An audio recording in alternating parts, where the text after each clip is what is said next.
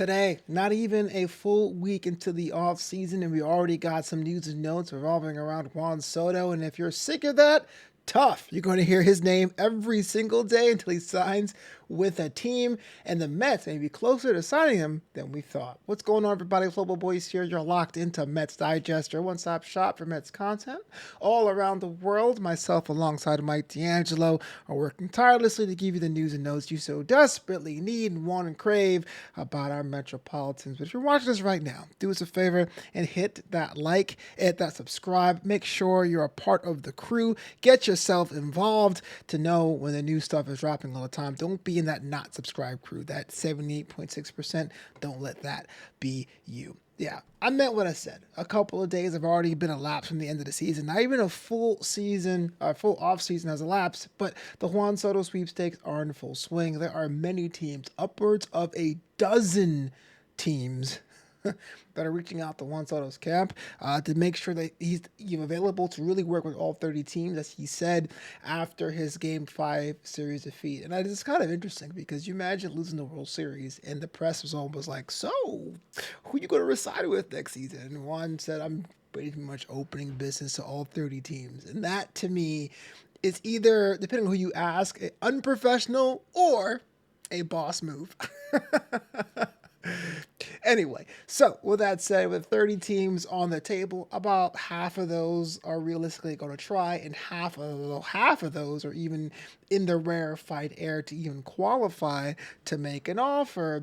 Of course, the press was asking about the prospect of whether or not Juan would rather resign with the Yankees. You think about it, the 1-2 punch of Judge and Soto were pretty much formidable, even in the months when the Yankees themselves were not good until they got some help in the bottom of the lineup with their deadline trade acquisitions. But it was what Juan said to that question, or that sentiment, which really put everything into motion this week. It says, but the excitement of New York, this one comes to USA Today by Gabe Black, thanks so much. But the excitement of New York, the lore that comes with being a Yankee, the incredible partnership with Judge, the love he had, his teammates claim they all feel in the home clubhouse, that creates the feeling Soto would prefer New York, meaning the Yankees, right?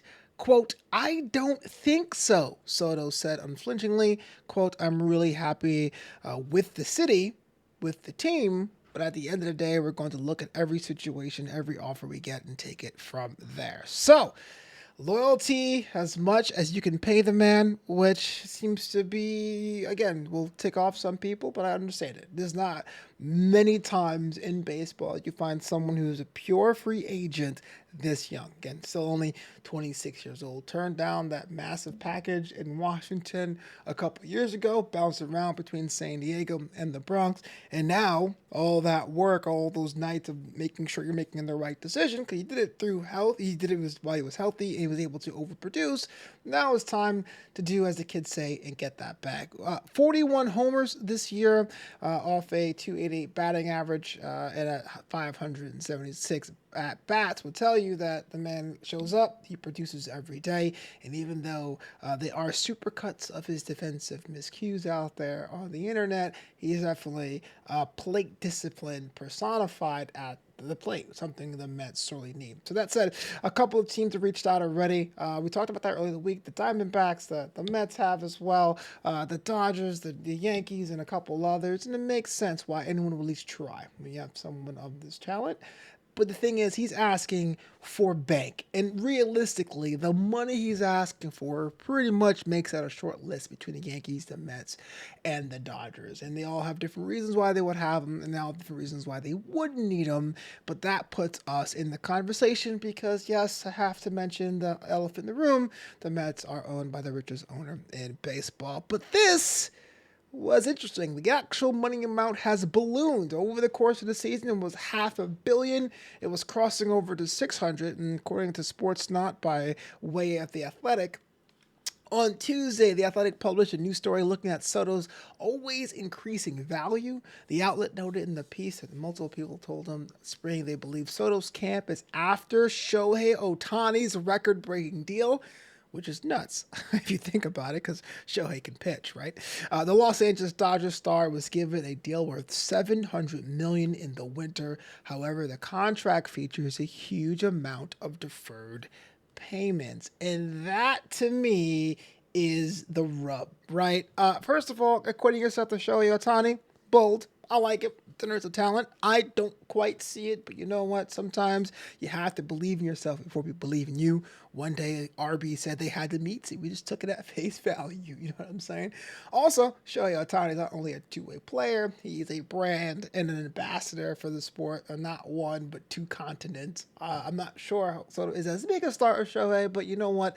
Imagine that. If Soto wants to Shohei money, he doesn't want him deferred. I think it's been very clear the money has to be paid per annum. So you have to pay the money up front over the time, over the years, and not do the thing they did with Teoscar Hernandez or Shohei Ohtani with LA, where they pay them just a little bit of their salary and give them money on the back end. And trust me, and personally, I don't think the Mets should defer payments because, frankly, one of our biggest deferred contracts of all time, the Bobby Bonilla deal, still haunts us to this day and every July. And I ask this to you watching right now. You're probably thinking, well, yeah, we have to get someone like Soto, even if he isn't the most defensive-minded outfielder. He is someone that you should do, someone you should have for long term. He should be a face of the team. I do recognize there are some people out there who are like, I don't know, that's a lot of money for one dude. All it takes is one injury or a regression, if a spectacular one, to really not make him worth the money. And do you want to be saddled with the biggest flop of all time? Not saying Soto would be a flop. I'm just saying if it were to happen, it will definitely be a trivia footnote. A couple days ago, I would say yesterday, as I record this, the New York Post spoke with Ron Darling, who is a legend in his own right, but he's also part of the SNY broadcast team. He knows the Mets team intimately well. You may have heard him on the TBS games in the postseason about the prospect of signing Juan Soto. He said something as a little bit of a counterpoint for those of you who are naysayers who may not necessarily be all that jazzed, no pun intended, to have Juan Soto the team. He says, I don't know why I want to say no. I just think that, as we discovered in the postseason, one player doesn't ensure that you win a World Series. Indeed. Soto, as great as a hitter as I've ever seen, and Judge had a great season as ever happened, but one player doesn't make it. I don't know. Maybe you get $200-300 million players.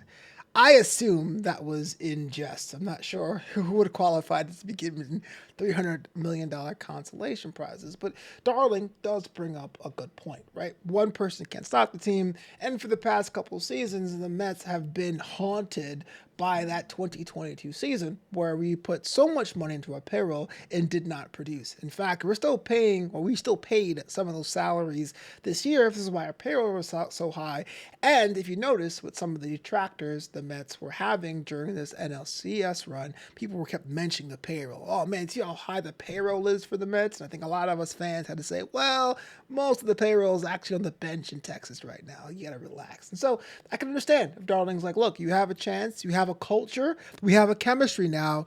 Is it worth putting all your eggs into one basket, no matter how attractive that basket is? And so that's where we are right now in the Juan Soto sweepstakes. There are a few teams that would even qualify to respond or to give offers to reach out to Soto's camp. The Mets are definitely in that list. There's a room for them with so many individuals being free agents. Indeed, as I record this, Harrison Bader just filed for free agency, and he would occupy one of the outfield spots that would be perfectly improved if you were to put Soto in his place in a one-for-one situation. And on top of that, Soto is open to do business. So there really doesn't seem to be any loyalty to the Bronx or any other team. It is open season on one of the greatest free agents of this class. Number one on the Athletics free agent tracker. It's going to be a while until we find out a formal decision. This can be as drawn out as the Shohei Ohtani situation or even the Yoshinobu Yamamoto situation, so strap in. But I do think we're closer than ever before. What say you? Are you sick of it yet? Are you down for it? Are you just saying sign the man? Are you like, what's going on with Pete Alonso? I'm sure you are. We got more updates about that over this weekend. But I want to know what your thoughts about Juan Soto in the comments below. Hey, you've reached the end of the video. I appreciate you. If you haven't already, like, comment, subscribe. We read them all. I know I do, good and bad. And of course, until next time, it's LGM to the bitter end.